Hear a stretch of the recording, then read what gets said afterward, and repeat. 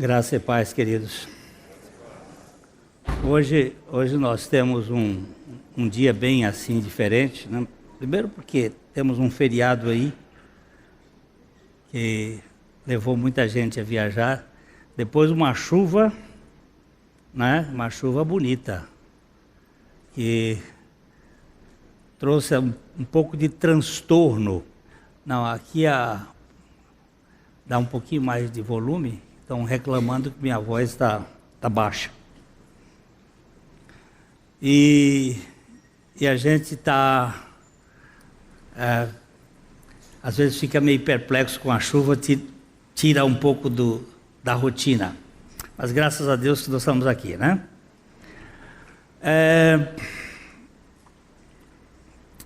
João capítulo 6. Evangelho de João capítulo 6. Verso 41.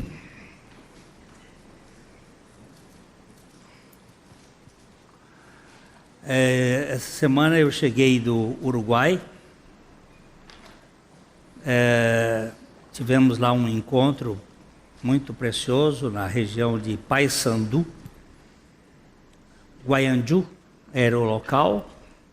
E tivemos cerca de 148 pastores e líderes nesse projeto de tratar com eles sobre o Evangelho.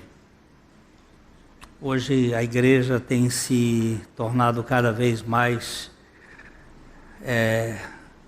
anti-evangelho, mais religiosa.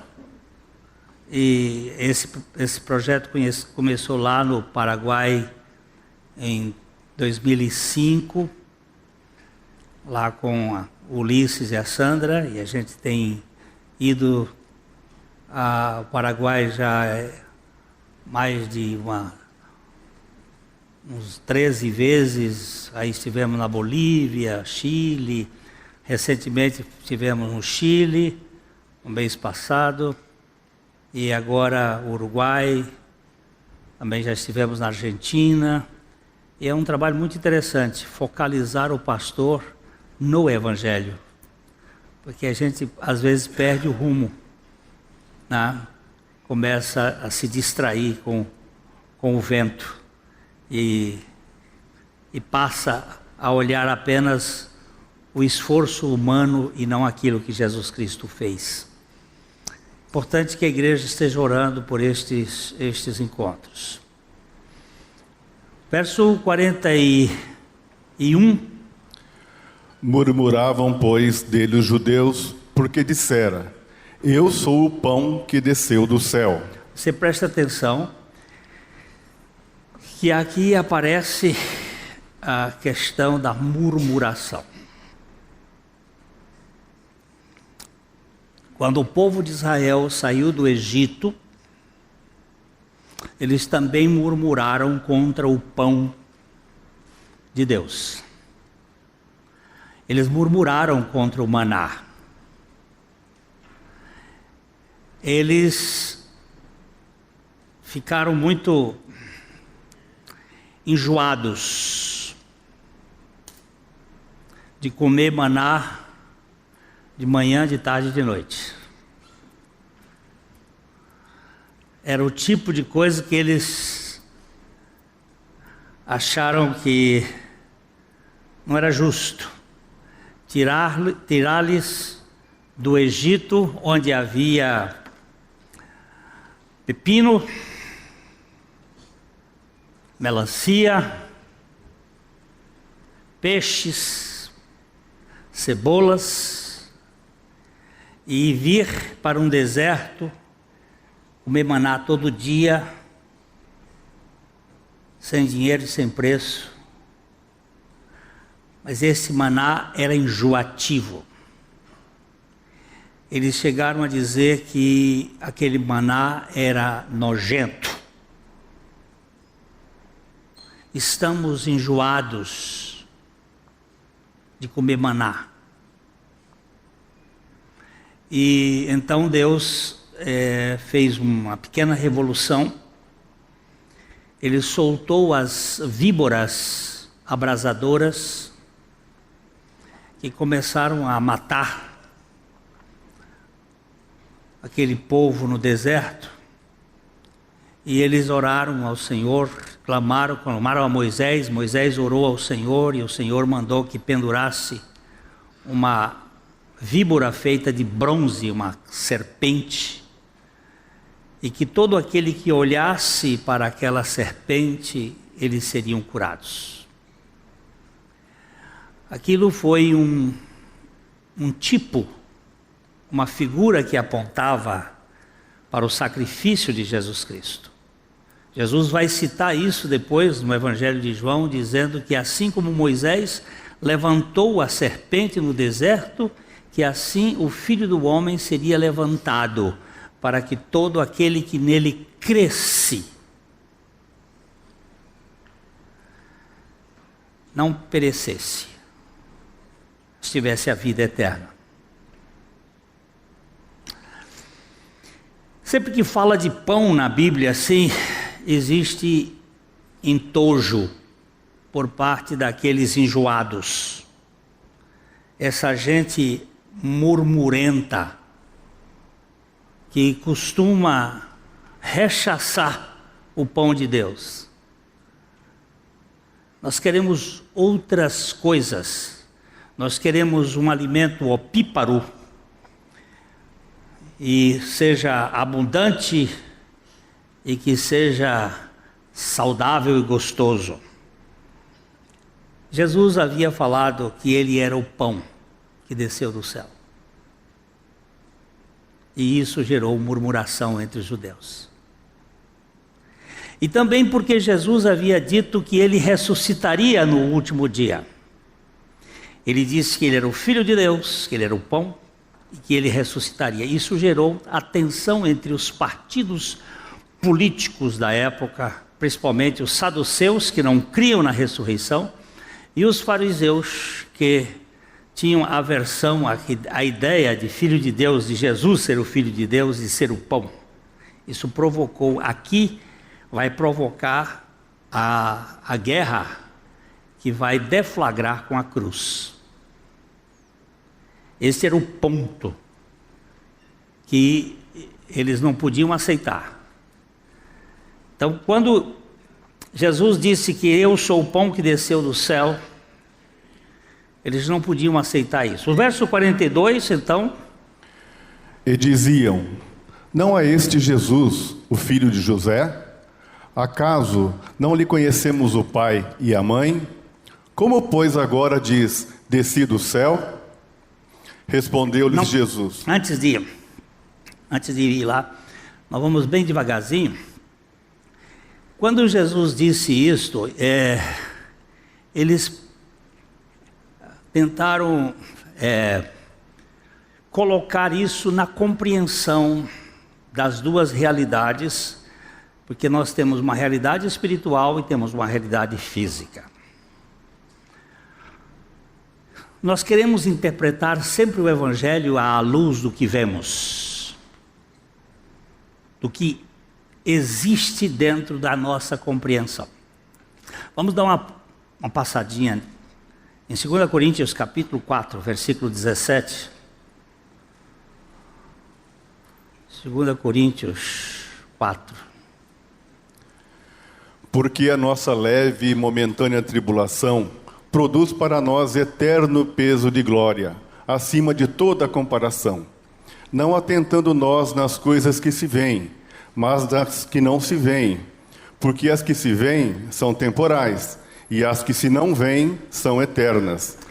O que aqui mostra claramente que existem duas realidades, uma que é temporal e outra que é eterna. Uma que é visível e outra que é invisível. Nossa vista, normalmente, nós aperfeiçoamos, e quando temos algum defeito ocular, a gente usa óculos para melhorar a nossa visão. Nós queremos atentar às coisas visíveis. Essa realidade tridimensional, comprimento, altura e largura. É nisto que nós nos especializamos. Nada passa pelo nosso intelecto que não tenha passado primeiro pelos nossos sentidos. Audição, olfato, paladar, tato, visão. Aí nós queremos ver uma realidade concreta. Mas Jesus estava dizendo: eu sou o pão que desceu do céu. E o que acontece com isso? Isso precisa de revelação. Isso precisa de alguém que traga mais substrato. E eles não compreendiam isto.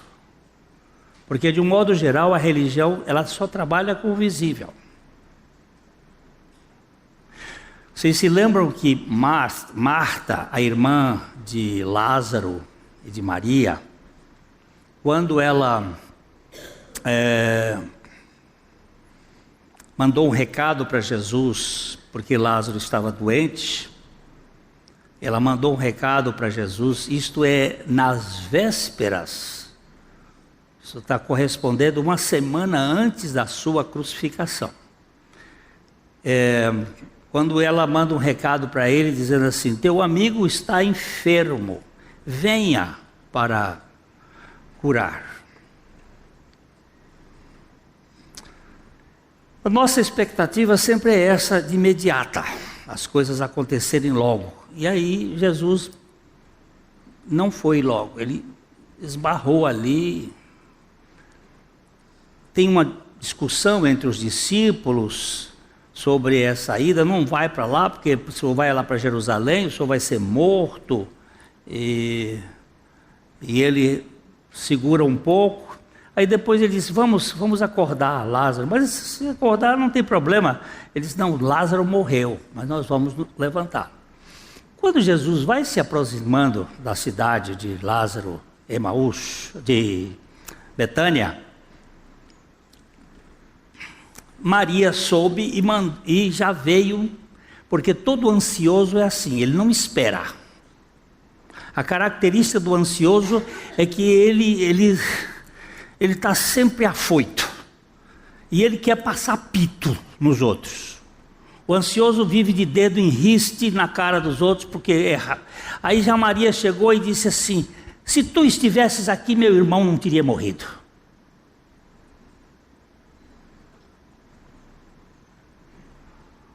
Marta, não Maria, perdão. A Maria também orou assim, mas ela orou, ela não deu pito de Jesus. Aí Jesus disse para ela: Marta, eu sou a ressurreição e a vida. Quem crê em mim, ainda que morra, viverá. Crês tu isto? E ela faz uma profissão de fé linda: eu creio, Senhor. Mas na hora que o Senhor Jesus vai ao túmulo e manda tirar a pedra que estava na boca do sepulcro, aquele sepulcro, segundo os historiadores contam, eu fui visitar o sepulcro que deveria ser o lugar, ele tem uma parede e depois ele desce para a terra. Não é como esses nossos sepulcros aqui. Ele era feito na rocha e tinha uma pedra, como o de Jesus também tinha uma pedra na boca. E quando Jesus mandou tirar a pedra, remover a pedra, no caso dele, ele não mandou ninguém remover a pedra, o anjo veio e removeu. Mas ele disse: tirai a pedra. Quando ele disse isso, a fé de Marta fedeu. Ela que tinha fé demais, ela disse: creio. Ela agora diz assim: não mexe nisso, porque é de 4 dias. Nili est intellecto quod non fueros primus insenso. Olha nós aqui. Nada existe no nosso intelecto que não tenha passado primeiro pelos nossos sentidos. Como é que pode o senhor dizer isso? Eu preciso de lógica matemática, eu preciso das coisas concretas, eu preciso do visível para eu crer. E Jesus diz assim: Marta, eu não te disse que se creres verás a glória de Deus? Não é se vires, é se creres. Não troque o verbo. Eu não te disse que se creres verás a glória de Deus? Eu não te disse se vires crerás. Você não precisa do visível para crer. Você precisa da palavra de Deus para crer. E aí você tem descanso. Toda murmuração, toda agonia da alma, ela surge exatamente desta nossa percepção da realidade do ponto de vista do que nós podemos entender. Nós não temos a outra dimensão como real. E então Paulo vai dizer: não atente nas coisas que se veem, porque as que se veem são temporais. Atente nas coisas que se não veem, porque estas são eternas.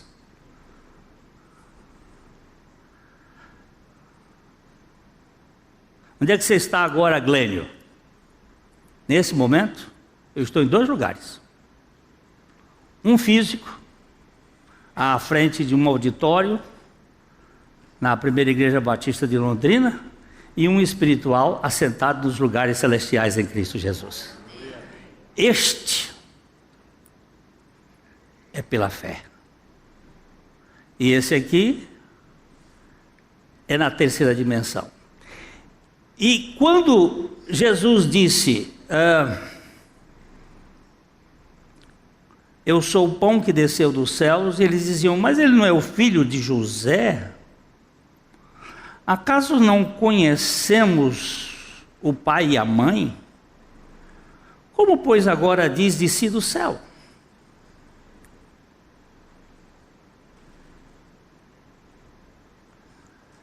Eu quero crer com esses olhos que a terra há de comer. Tudo bem, então você não tem fé. Você não vai exercer fé. E aí o versículo 43, Jesus diz: respondeu-lhes Jesus: não murmureis entre vós. Ninguém pode vir a mim se o Pai que me enviou não o trouxer, e eu o ressuscitarei no último dia. Aqui Jesus repete pela terceira vez a expressão: e eu ressuscitarei no último dia. Onde é que está a primeira e a segunda? No versículo 39 e no versículo 40. Vamos só ver o versículo 39, ó. E a vontade de quem me enviou é esta: que nenhum eu perca de todos os que me deu. Pelo contrário, eu o ressuscitarei no último dia. De fato, a vontade de meu Pai é que todo homem que vir o Filho e nele crer tenha a vida eterna, e eu o ressuscitarei no último dia. Ele está insistindo com um assunto. Sou eu que vou fazer isto.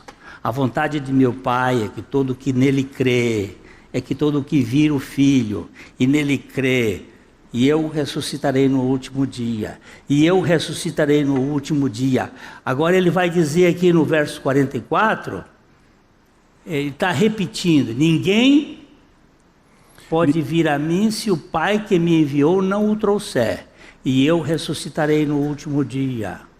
E eu ressuscitarei no último dia. Ele está mostrando que a salvação, ela envolve 3 aspectos. Eu fui salvo, eu estou sendo salvo e eu serei salvo. Eu fui salvo no meu espírito, por meio da morte e ressurreição de Jesus. Eu estou sendo salvo na minha alma, através da vida de Jesus que está em mim. E eu serei salvo no meu corpo, quando Jesus ressuscitar-me no último dia. Aí completa a minha salvação. A salvação em 3 tempos. Jesus estava sempre repetindo: e eu ressuscitarei. Mas não murmureis entre vós. Sabe por que não murmureis? Porque ninguém pode vir ao Pai Você pode vir a mim se o Pai que enviou não o trouxer. E aquele a quem o Pai envia ao Filho, não murmura, louva.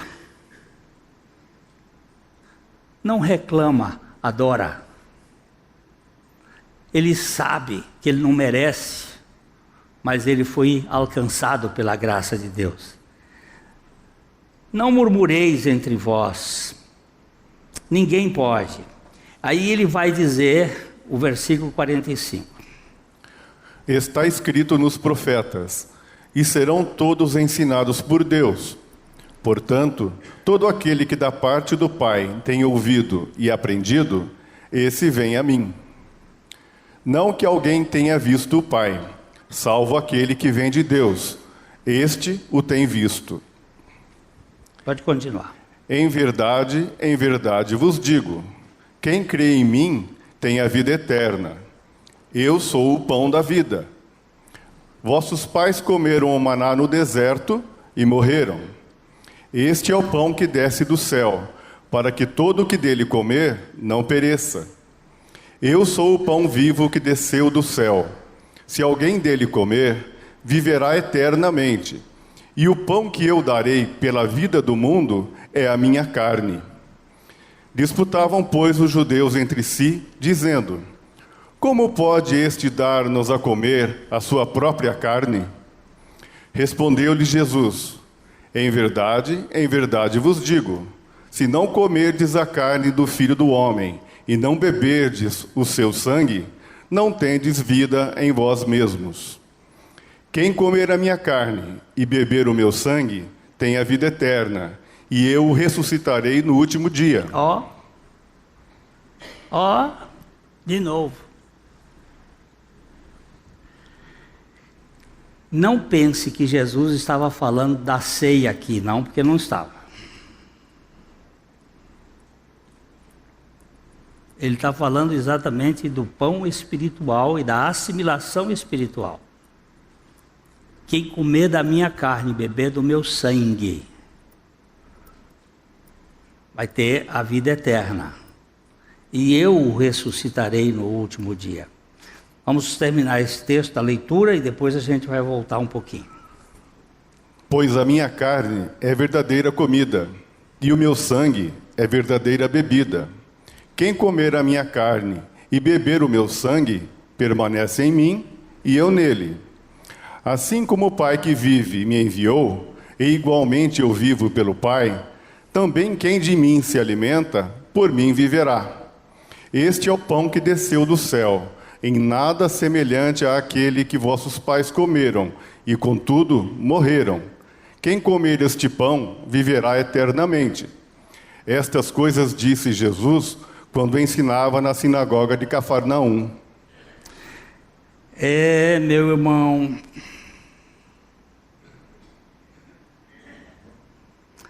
portanto, aquele que da parte do Pai tem ouvido e aprendido, esse vem a mim.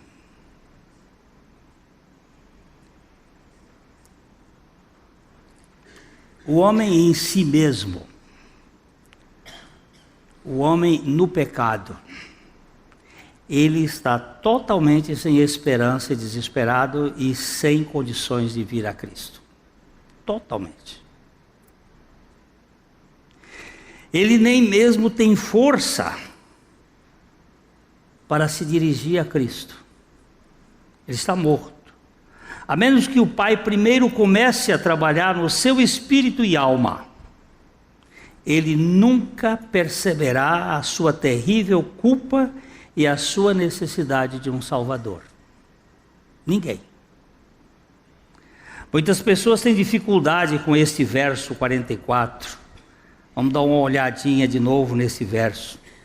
Eles supõem que este verso ensina que um homem pode desejar ser salvo, mas isso é difícil, é difícil. Mas não é isso que a Bíblia está dizendo. Vamos ler outra vez. Ninguém pode vir a mim se o Pai que me enviou não o trouxer, e eu o ressuscitarei no último dia. Veja esse ninguém. ninguém pode vir a mim, se o Pai que me enviou não o trouxer. Mas ele disse, está escrito nos profetas. E não só no profeta Isaías, por favor, aperta aqui. E não só no profeta Isaías 54:13, aperta aqui. Aumenta.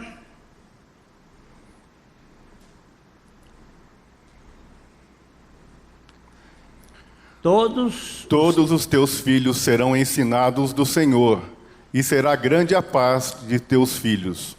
Não só foi o profeta Isaías que disse isso, Jesus citou o profeta Isaías.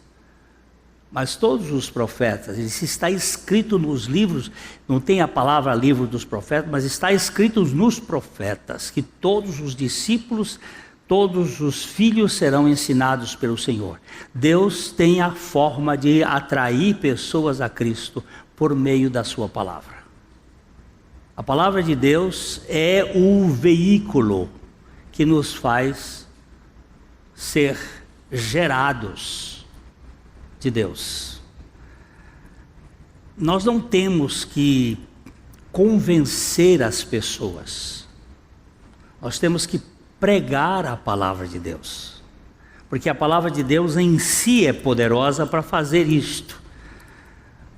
Muitas pessoas têm dificuldade com esse verso, eles supõem que até ele pode, ninguém deseja se o Senhor não nos chamar para ele.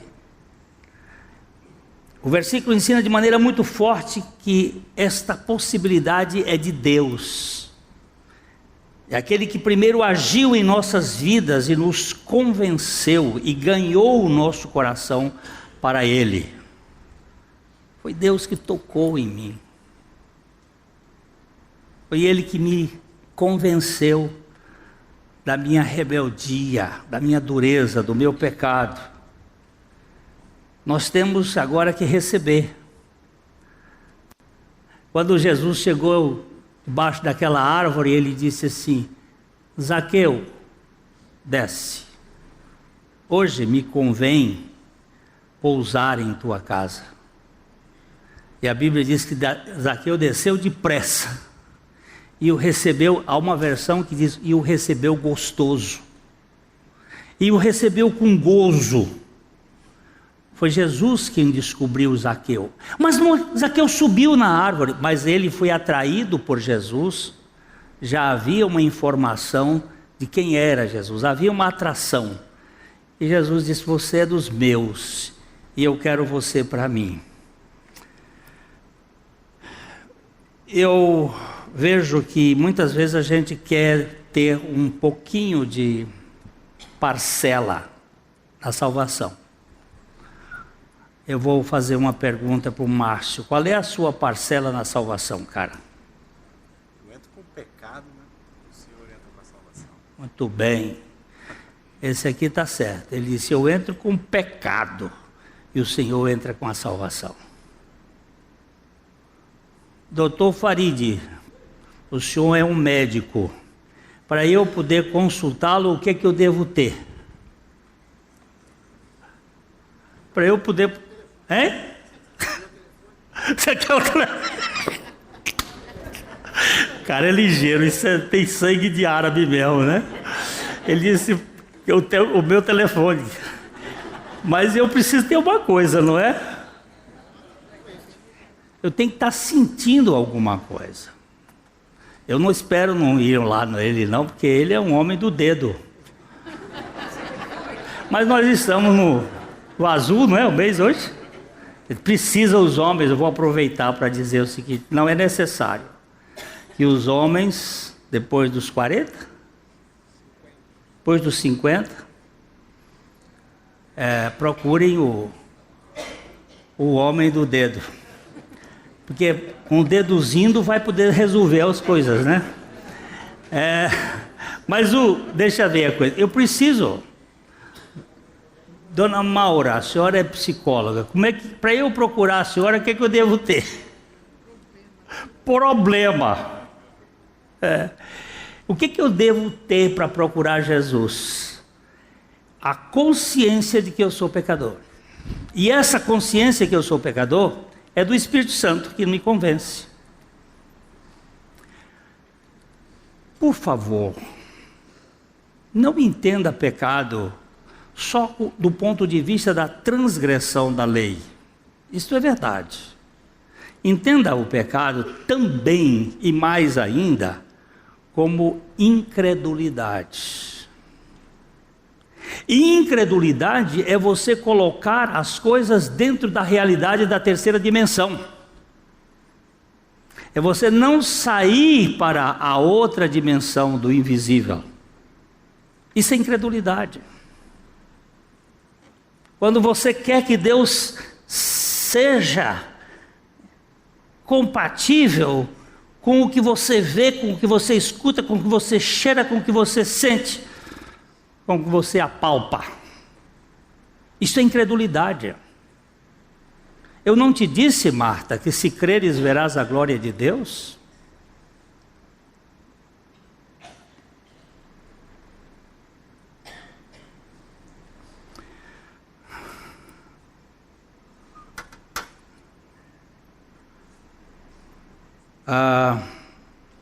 O fato de as pessoas serem ensinadas por Deus não significa que elas viram a Deus. Porque Jesus diz que ninguém, o verso 46 diz que ninguém viu a Deus senão aquele que desceu dos céus. Mas nós precisamos crer na palavra de Deus. E aqui o verso 47, que eu quero parar um pouquinho nele aqui. O verso 47 é um verso que é muito claro, é um dos versos curtos da Bíblia, muito claro, de que a salvação é tão somente pela fé. Não é pelas obras, não é pela justiça, é pela fé. Veja esse verso. Em verdade vos digo, quem crê em mim tem a vida eterna. Pronto. Eu sou o pão da vida. Aí ele vai insistir que ele é o pão. Mas ele diz assim, em verdade. Deixa eu ver se vocês que estão acompanhando essa série de estudos do livro de João sabem quantas vezes Jesus disse em verdade no Evangelho de João.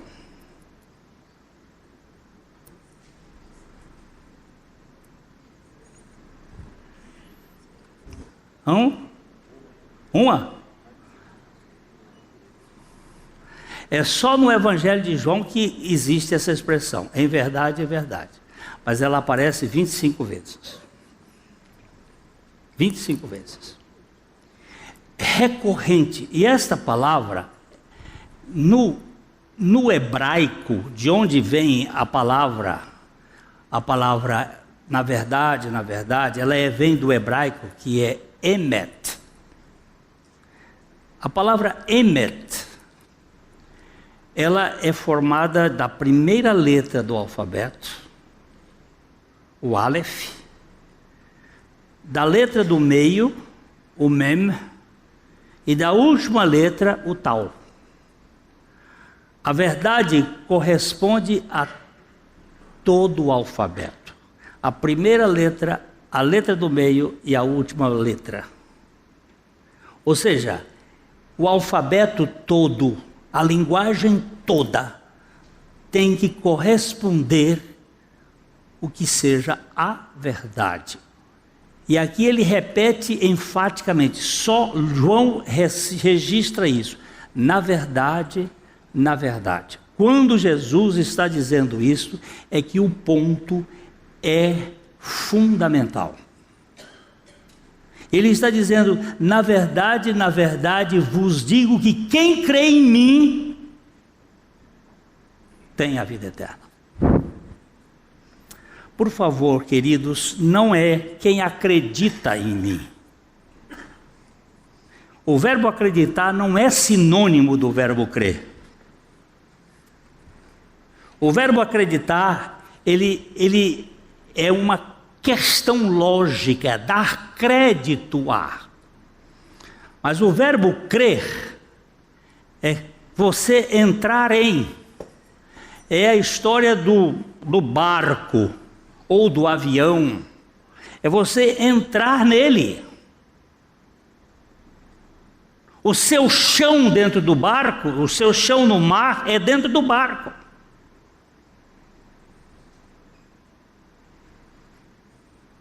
Eu sou um dos covardes que não anda de navio. Eu não gosto de andar de navio. Eu acho o mar muito tenebrefacte sunt.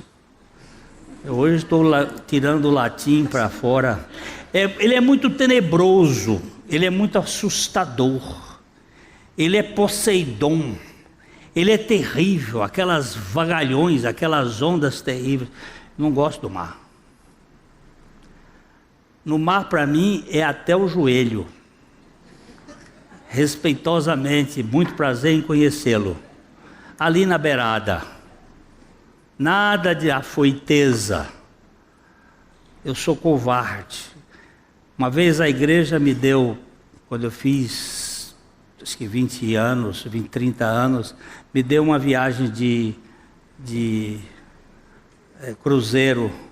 Eu digo, troca o cruzeiro pelo avião que eu vou embora para a Europa, porque é melhor, porque eu não quero andar de navio. Eu sou covarde. Provo e não tem problema. Não tenho confiança no navio. Depois eu enjoo muito. Mas tem gente que não anda de avião porque tem medo. Fica apavorado. No avião eu entro e vou bem. Me sinto tranquilo.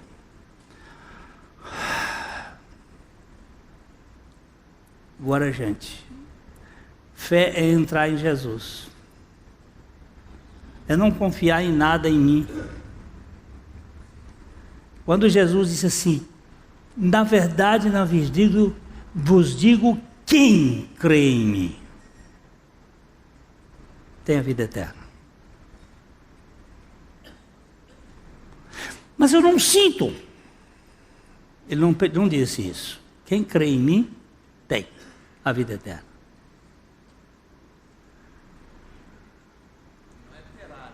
Não é terá, é tem. Tem.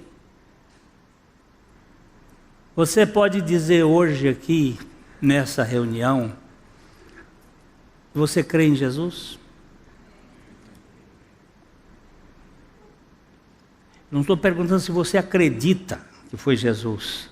É que a sua vida está entregue nas mãos de Jesus. Eu olhei para você e me lembrei da sua carta, Carol. A Carol escreveu uma carta essa semana para algumas pessoas e ela conta da sua experiência. E ela conta da experiência dela. A mãe dela é filha de pastor, ela foi criada na igreja, ela foi aqui, ela veio para cá muito cedo. E houve um momento que ela até duvidava da palavra de Deus. E houve um histórico na história dela tão lindo, quando o Senhor a convenceu do pecado. E ela creu. É um mistério, né? E hoje a Carol está se preparando, ela quer, até isso vamos apresentar à igreja, para ela poder ir fazer um curso especial para traduzir a Bíblia para outros povos, fazer um trabalho de levar a palavra de Deus. Nós vamos juntar junto, viu, Carol? Igreja é isto. Mas o que me chama a atenção é que ninguém explica a fé. Quem crê? Eu acredito que os discípulos de Jesus só vieram a crer nele, de fato, depois da ressurreição. É uma opinião pessoal, mas eu vou dar um texto. 1 Pedro capítulo 1, versículo 3. Vamos ver se confirma isto. 1 Pedro 1:3. Bendito Deus e Pai de nosso Senhor Jesus Cristo, que segundo a sua muita misericórdia, nos regenerou para uma viva esperança, mediante a ressurreição de Jesus Cristo dentre os mortos. Pode ler até o 5, pode ler. Para uma herança incorruptível, sem mácula, imarcessível, reservada nos céus para vós todos, que sois guardados pelo poder de Deus, mediante a fé, para a salvação preparada para revelar-se no último tempo. Quem está escrevendo essa carta? Quem está escrevendo essa carta? Pedro. Quem era Pedro? Quem foi Pedro? Responde, povo. Um dos primeiros discípulos de Jesus, apóstolo de Jesus. Veja como é que ele começa. Bendito Deus e Pai de nosso Senhor Jesus Cristo. Minha coisa acabou aqui não. Pai de nosso Senhor Jesus Cristo, que segundo a sua muita misericórdia, ele está escrevendo para os crentes da diáspora, para os crentes espalhados. E ele diz, nos regenerou. Ele não disse, vos regenerou. Ele está dizendo, nos regenerou para uma viva esperança mediante a ressurreição de Jesus Cristo dentre os mortos. Ele nos regenerou, ele está se colocando junto. Ele não disse assim, bendito Deus e Pai de nosso Senhor Jesus Cristo, que vos regenerou. Ele diz que nos regenerou. E eu percebo isso, porque Pedro sempre foi um cara, assim, bastante inquieto e fazia umas coisas na base da carne. E só depois do lago de Genezaré, só depois do Tiberíades, depois da pescaria, da madrugada, aquele momento em que eles passou a noite toda pescando, quando ele desistiu de seguir a Jesus, ele disse para os outros discípulos, vou pescar, e levou mais 6 com ele, e foram lá e passaram a noite toda pescando e não pegaram um peixe, e o Senhor aparece na madrugada e diz, joga a rede para a direita.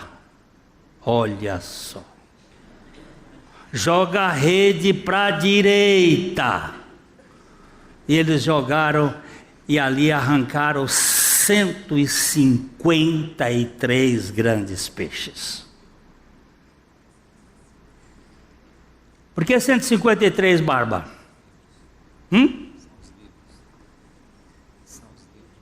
Nós usamos? 153.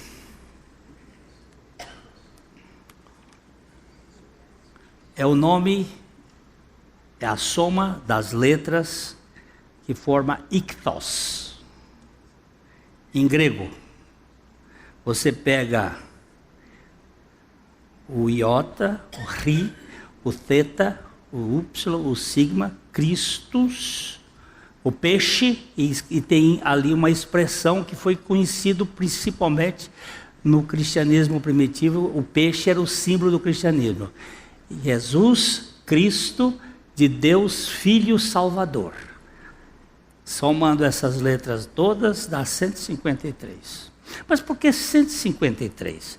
Porque o número, segundo um ictiologista, um estudante de peixes, no século XIX, ele descobriu que o lago de Genezaré só tinha 153 espécies. Não tinha 154 nem 152. O que ele quis dizer?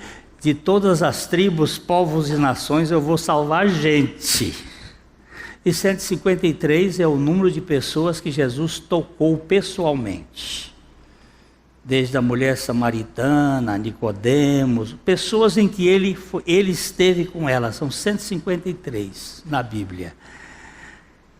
E Pedro foi um desses 153 que Jesus tocou pessoalmente. E quando Pedro estava decepcionado e desamparado lá, Jesus chama ele e diz assim, Pedro, você me ama?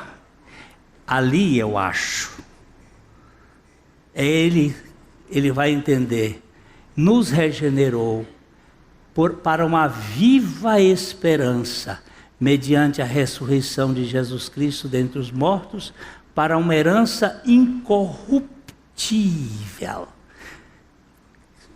Alguém pode me dizer o que é corruptível? Hã? Aquilo que apodrece,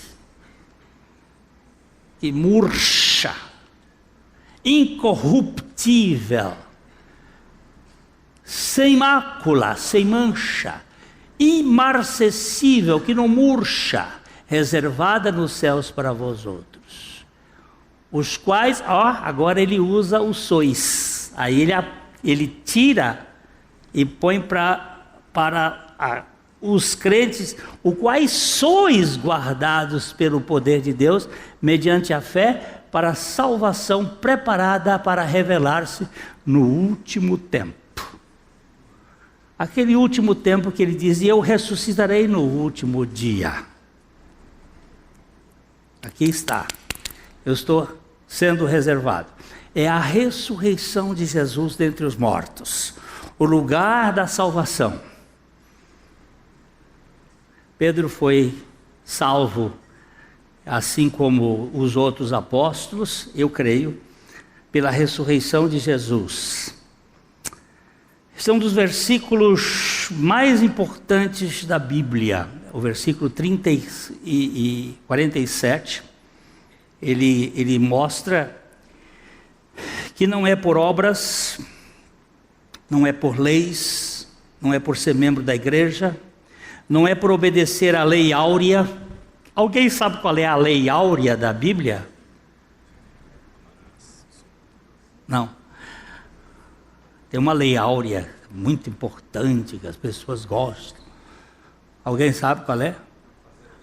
Opa! Tudo o que vós quereis que os homens vos façam, fazei vós a eles. Aí tem um grupo dos universalistas que dizem que este é o ponto da salvação. Se você faz aos outros aquilo que você gostaria de fazer para você, então você é um salvo. Mas nessa não. Salvação não está na lei áurea.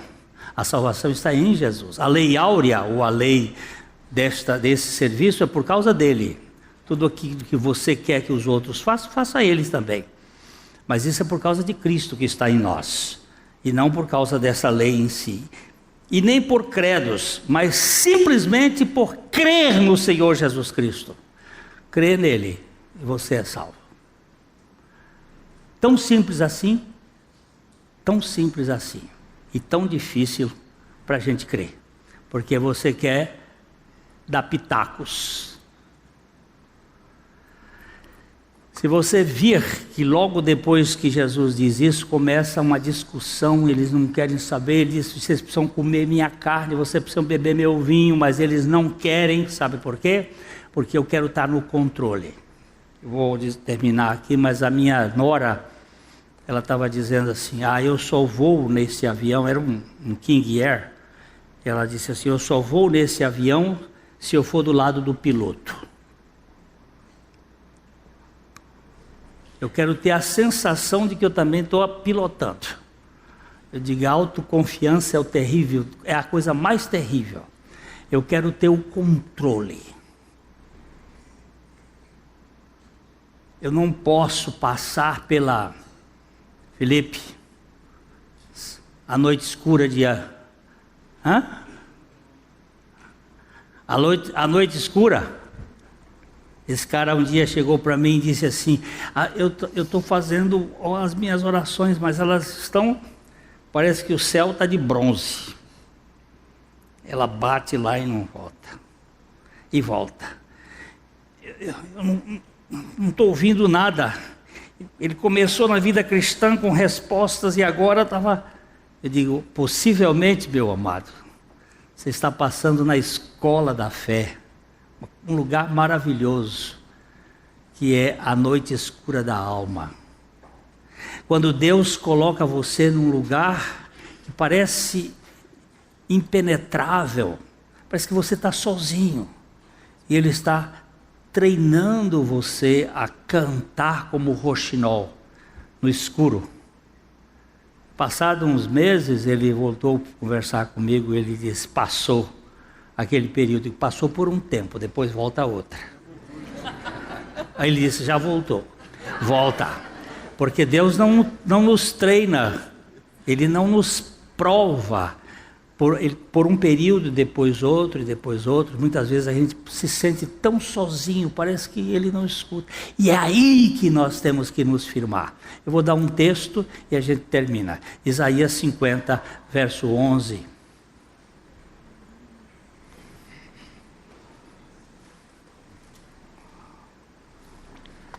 Eia, todos vós que acendeis fogo. Não, vamos começar com o 10, por favor, com o 10. Vamos começar com o 10. Quem há entre vós que tema ao Senhor e que ouça a voz do seu servo? Aquele que andou em trevas, sem nenhuma luz, confie em o nome do Senhor e se firme sobre o seu Deus. Eia, todos vós que acendeis fogo e vos armais de setas incendiárias, andai entre as labaredas do vosso fogo e entre as setas que acendestes. De mim é que vos sobreviverá isto, e em tormentas vos deitareis. Vamos ver se a gente tira alguma coisa dele aqui. Vamos ver. Quem há entre vós que tema o Senhor e que ouça a voz do seu servo? Quem será esse seu servo? Quem será esse seu servo? Jesus.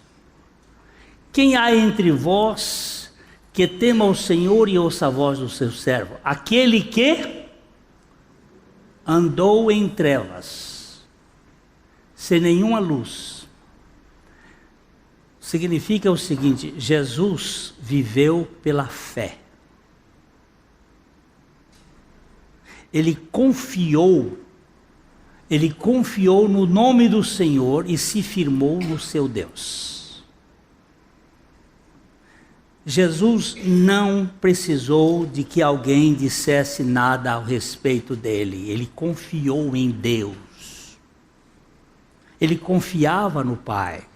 Quando Satanás propôs 3 tentações para Jesus, a tentação física, transformar pedras em pães; a tentação psicológica, ser um espetáculo e pular do muro lá do pináculo; e a tentação espiritual, trocar os reinos deste mundo por um ato de adoração, Jesus nunca respondeu com outra coisa senão: está escrito.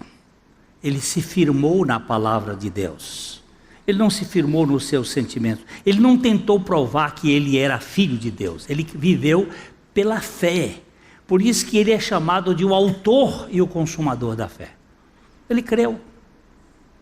Aí ele diz assim: ei a vós todos que acendeis papafogo, que acendeis velhinhas, que acendeis foguinho para poder ver. Vocês que não querem andar pela fé, sabe o que vai acontecer? Vocês vão andar no meio das labaredas do vosso fogo, vai pegar fogo por aí, e vocês não vão andar na confiança, vocês vão andar nas emoções, vocês vão andar no que você sente. Essa é a religião que chegou no mundo moderno, e as pessoas têm que sentir a presença de Deus, têm que ir para cultos que tenham emoções, que as pessoas sintam aquele calor, e aí aquela coisa toda, e fica tudo arrepiado, e sente. Você sabe o que você vai? Em tormenta vos deitareis. Não tem nada de Deus nesse negócio. Vocês estão andando por sentimentos e não pela palavra de Deus. Vocês não confiam no que Deus diz. Vocês querem ter uma religião na base do que vocês sentem, do que vocês entendem, e não na base do que Deus diz. Eu não sei o que o Senhor disse. Eu não sei explicar, mas eu sei em quem tenho crido. E eu estou bem certo de que Ele é poderoso para guardar o meu depósito até o dia final. Se eu não sentir nada, está ótimo. Na noite escura da alma, no mais profundo abismo, no fundo do vale tenebroso, eu estou convosco. o meu cajado te consola. Eu estou aí. Você precisa saber que eu não te deixarei. Menino, viajando com o pai no interior do Piauí, mês de julho, lá nessa época tem a Cruviana. A Cruviana é um vento frio que começa às 11 horas da noite e vai até o dia amanhecer, e é frio que chega até 8 graus, lá no Piauí, frio de deserto. E eu viajando com meu pai, armamos as redes. Meu pai queria me formar um homem. Naquele tempo, para formar um homem, tinha que, às vezes, passar por alguns... Armamos a rede, ele e eu, um menino de 8 anos de idade, armada a rede lá no meio, botou fogo num canto para a noite ali. Papai, e a onça? Não, se a onça vier, eu tenho um rifle e um revólver aqui, eu dou um tiro nela. Nós vamos dormir aqui. Papai era eleitor do Bolsonaro.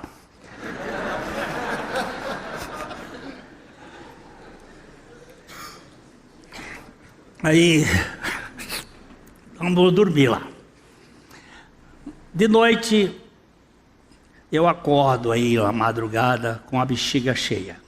Quem disse que tem coragem de descer para ir lá fora? Lá embaixo, não é lá fora, ali do lado.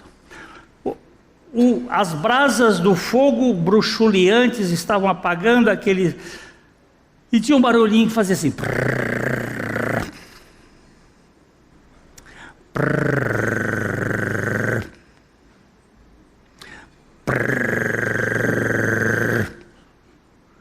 E eu na rede, embaixo um couro de carneiro, em cima o cobertor.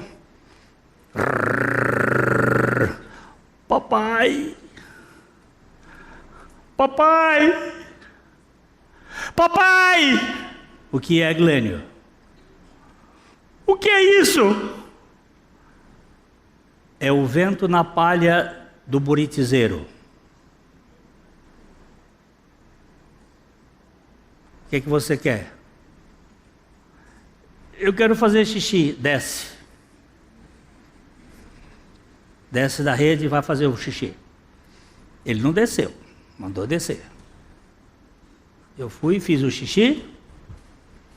Agora ele veio, me cobriu, vai dormir.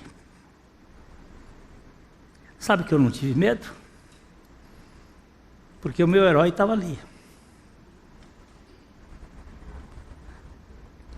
Eu confiava no meu pai. E no meu pai? E no meu Senhor que disse: eu estarei todos os dias até a consumação dos séculos com você. Por que eu não descanso?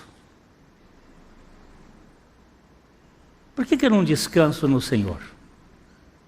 No meio das lutas que eu tenho. Todo aquele que nele crê tem a vida eterna. Todo aquele que nele crê tem a segurança. Todo aquele que nele crê vai poder descansar. Porque ele disse: eu não te deixarei. E nunca te abandonarei. Oh Senhor, muito obrigado por essa segurança que tu nos dás. Aleluia! É bom demais. O Evangelho é muito bom.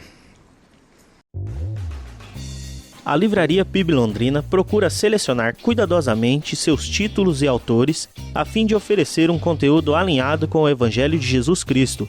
Bíblias, livros de teologia, devocionais, literatura infantil, biografias, comentários bíblicos e muito mais. Dispomos também de um acervo de CDs e DVDs das mais de 5.000 mensagens ministradas na Primeira Igreja Batista em Londrina. Visite a Livraria PIB Londrina e conheça ainda mais. Livraria PIB Londrina, de segunda a sexta, das 13h30 às 18 horas. Endereço na Avenida Paraná, 76A, próximo ao Calçadão, bem no centro de Londrina.